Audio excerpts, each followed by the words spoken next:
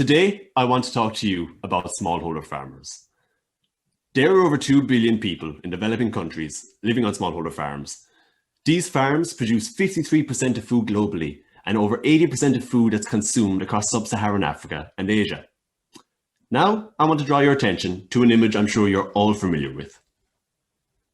A woman using a hoe to plant. A centuries-old method that forces the user to spend long periods of time bent over to perform the basic activity of seed planting. But this isn't a small issue, because for over 377 million farmers globally, the vast majority of their time and energy is used up by backbreaking and inefficient farming by hand. In the 21st century, with the abundance of innovations in technologies and infrastructure, this shouldn't be an issue, but it is. Introducing Moyo Nua. The name is a dual language term, meaning new life in Irish and Chewa. The mission, to bring new life to smallholder farmers through effective CSR. Moyo Nua started as a science project in high school. I had learned from our civic engagement class that many of those in extreme poverty farm by hand, as they cannot access better tools. And this sparked my curiosity in sustainable agricultural mechanization. Along with a fellow student, I created a handheld seed planter to tackle the issues of smallholder farmers. We entered into a science fair, won an award for development, secured an Irish patent, and were even invited to the President of Ireland's residence in recognition of our work. Unfortunately, as I entered university, my financial situation prohibited me from working on the project further. So the project was left idle while I worked 25 hours every weekend to support my education. Then I went on a trip, and it changed everything. Part of the Science Fair Award was to travel to Malawi to test the planter with local farmers. I knew that the planter worked, but seeing the approval and interest in the product by farmers completely altered my understanding of what Moyo Nua could be.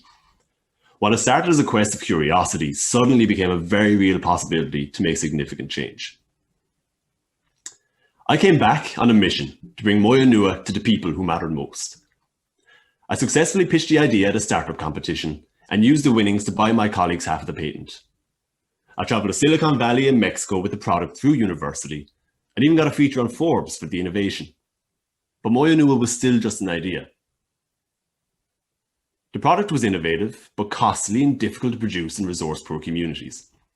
At the current design, it was never going to bring new life to smallholder farmers. I'd reached a turning point. After being in Malawi and speaking with the farmers, I knew it could not end its journey as a science project.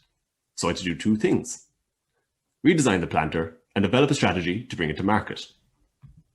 So, did exactly that. Feedback from the farmers indicated that bamboo could be a better material to use, so I redesigned the planter while processing payroll at one of my part-time jobs. Some workers had their payments delayed by a few hours, but I'd like to think it was worth it.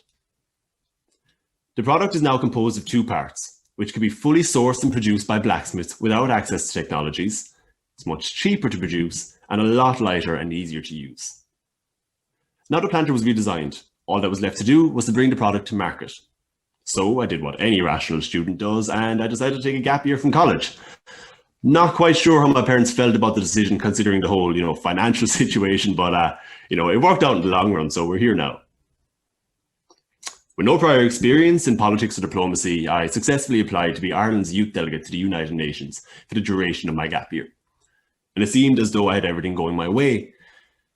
But unfortunately, that wasn't the case, and I ended up with a really severe case of burnout. I dug myself into a mental hole for about 6 weeks, and I spent most of my time, about 20, 21 hours a day, laying in bed and ate the equivalent to one meal daily. While I lay there, I knew I could either continue to suffer or slowly start to build myself back up again. I mean, there was no light bulb moment. I took it day by day, but to cut a long story short, this is me at UN HQ in New York, about 2 months after my crash, speaking about the importance of youth mental health globally. Hands down, greatest challenge and learning curve I've ever come across. But during my time in the UN, I spoke with ambassadors, heads of state, and technical experts on how Moyo Nua could be brought effectively to market. And I noticed 3 things. Farmers, as we now know, need access to quality tools. The wider farming communities need local trade development for economic growth. And finally, large-scale companies who wish to make a positive impact on the world need effective CSR programs that go beyond simple box-ticking exercises. That's where Moyonua comes in. What Moyonua does is it acts as a CSR project provider for large-scale companies that effectively improves the farming process for smallholder farmers with tools that benefit the local economy. So how does it work? To start the process, the company pays for the CSR project and defines the parameters of it. Duration, location, number of farmers to be impacted. Moyonua then pays local blacksmiths to produce the tools. The tools are distributed out to partner farmers who are also trained to use the planter as effectively as possible. Data is collected from the farmers to analyze performance and improvements in the process. And all work with the farmers happens in collaboration with a local development partner. This is just to ensure community trust and transparency with the partner farmers on the ground. We then hire a local media team to produce communications content for the company, interviews, testimonials, images of impact. And all of this is transformed into a ready-to-use CSR report with communications materials that plugs directly into the company's overall CSR strategy and reporting. The farmers benefit from having tools that drastically improve the farming process. The wider community benefits from additional trade through the blacksmiths and media production. And all of this adds into the value for the company, who gain a quality CSR package that makes significant improvements into not only the individual, but the community as a whole. A package that is data-driven and quality assured through the entire process. All of this sounds great in theory, but it has to be tested. Keeping in mind that the new design had not even been tested on the ground yet, and Moyonua had quite a pilot program on its hands. And I'm happy to say that in March of this year, we just finished up that pilot program. We acquired 2 customers in Citibank Europe and the UL Foundation. We worked with 1 local partner in Gold Global. We operate in 5 regions across the Chikwawa district of Malawi. And in total, we impacted the lives of 100 smallholder farmers. Farmers like Annelise Goje, who had this to say about Moyonua. This product has helped us a lot because now we are finding planting our crops much easier. In previous years, we'd have to bend over to plant our crops.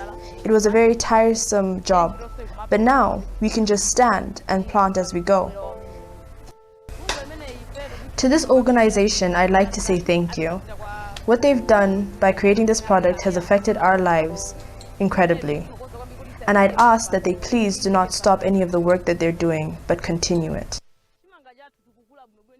As you can see, our maize has grown so well thanks to the new innovative planting material. We have all benefited immensely. And Annelise wasn't alone in her opinion of Moyonua. Of 32 farmers surveyed, over 87% reported an improvement in effectiveness, 96% reported a reduction in labor intensity, and 93% would recommend Moyonua to a fellow farmer. So, in terms of the pricing model, we charge companies on a per farmer basis for their CSR packages. $200 per farmer at a 73% gross profit margin. Now, in terms of growth, Moyonua has lots of work to do to start reducing the 377 million size problem. So by year end of 2023, it is expected that Moyonua will cumulatively impact the lives of 10,500 farmers, which yields revenues of up to $2.1 million US.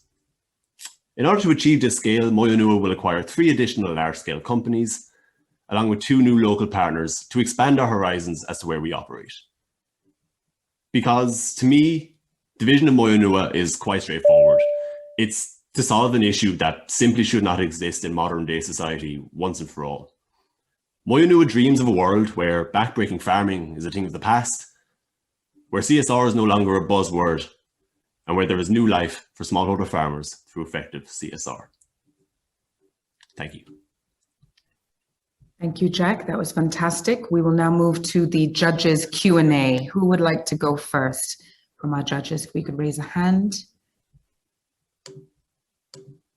Questions from the judges?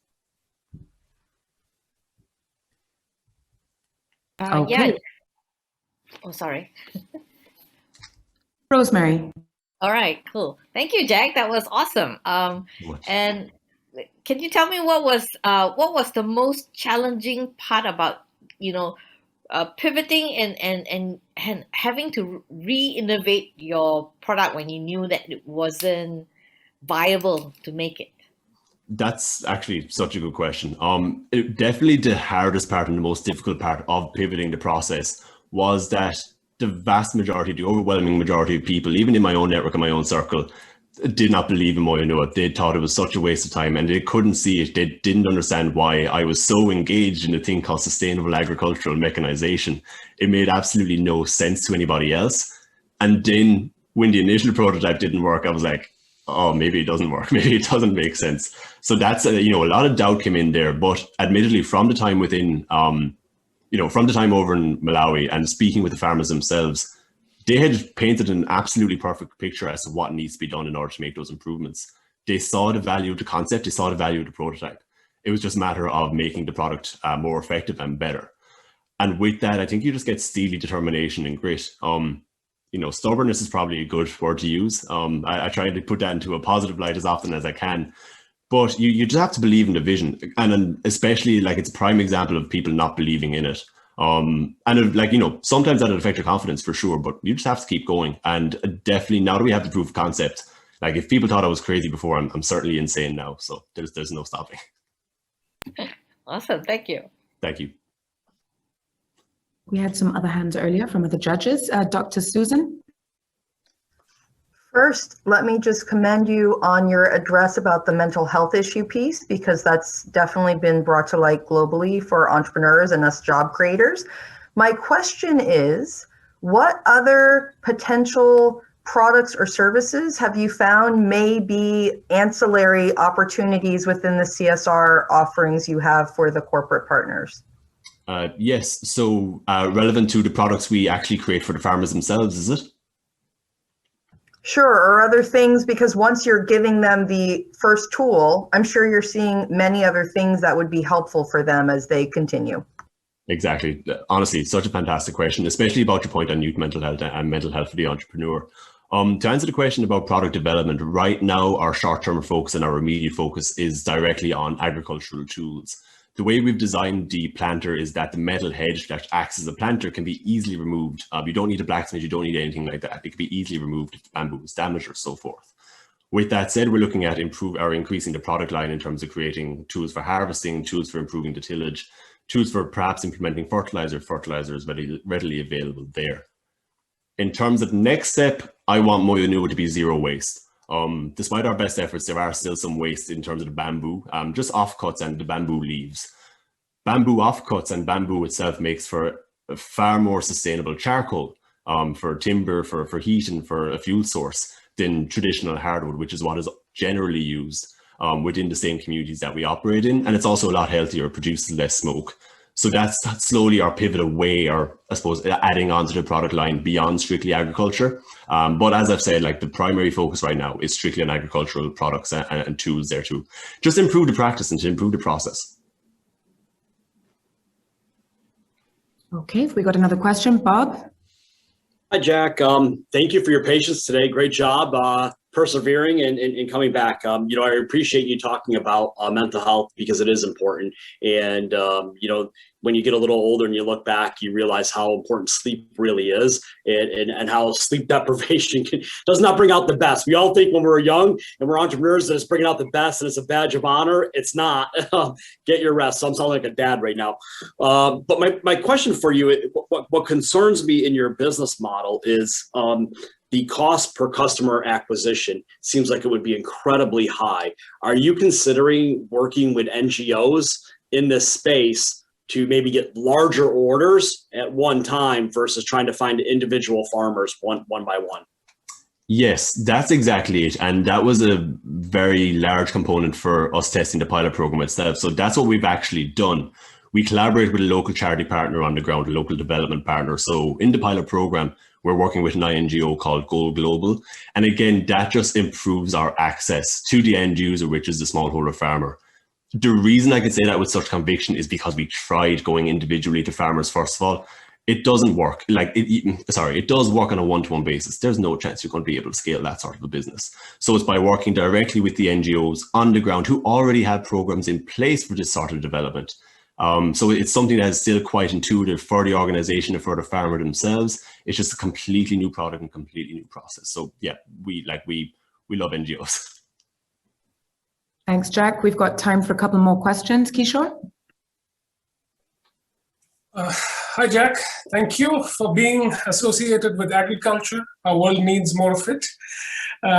You mentioned that you have a 73% gross margin. Could you explain? I mean, is that normal in your industry? Is it higher than the normal? Yes. So in terms of, so essentially the reason why we came up with the 73% gross profit margin, it's to, first of all, to get these large scale companies literally invested into the livelihoods and the benefits of smallholder farmers. Is to show that it is a community-wide development. It's not simply a product that we're providing toward the individual, but it's also a training model as well to improve effectiveness of planting through conservation agricultural practices. Beyond that as well, we also have to pay a fair wage. We know we're strong proponents for providing a decent living wage to those who actually work with us. So the blacksmiths, the immediate production teams on the ground, as well as that, some of the cost goes into operating with the NGO itself. But when it comes to the profit itself, a lot of that will be ring fenced, and it has been ring fenced to this date, into R&D, into that expansion of other products, as I mentioned before. We have to be future focused. Like, planting is a very important process, but it's one very niche and very precise element of smallholder farming communities and smallholder farming development. And we have to be idealists in vision, but pragmatists in execution. So by retaining that profit, it can go into that research and development to ensure that we are as pragmatic and future focused as possible. Daniel. How did pandemic times affect your business, your idea, and how did you manage to work with it? You know, it's funny. I think everybody found major struggles with the COVID-19 pandemic. But as I always say to people, it only took a global lockdown for us to actually get on the ground. It's like, it's an extremely counterintuitive thing. But what it forced Moyo Nua to do was to understand how to package this remotely. Because obviously the pilot program is just in one very small area across 5 regions within the Chihuahua district of Malawi. We need to have a package that can essentially unfold on the ground, but can be operated and managed remotely between ourselves, the NGO, and the companies themselves. So it's just been a very strong stress test for us in terms of our idea and the business model validation. In terms of like other stresses with COVID, obviously it'd be a lot better if we could be on the ground there every now and then actually checking the project, and that's something that will happen post-COVID. But, you know, right now it's just been similar to this, you know, everything through Zoom, everything through emails. So it's, you know, it's been a good test of validation for Moyo Nua as a whole. Now we probably have time for one more question. Brad, over to you. Hi, Jack, thank you. Incredibly well prepared and fantastic communication of the message. What originated your passion for smallholder farmers to begin with? Yes. So I suppose like there's like, I always view it as 3 stages of inspiration. The first stage was actually understanding the plight of smallholder farmers that don't have access to these tools.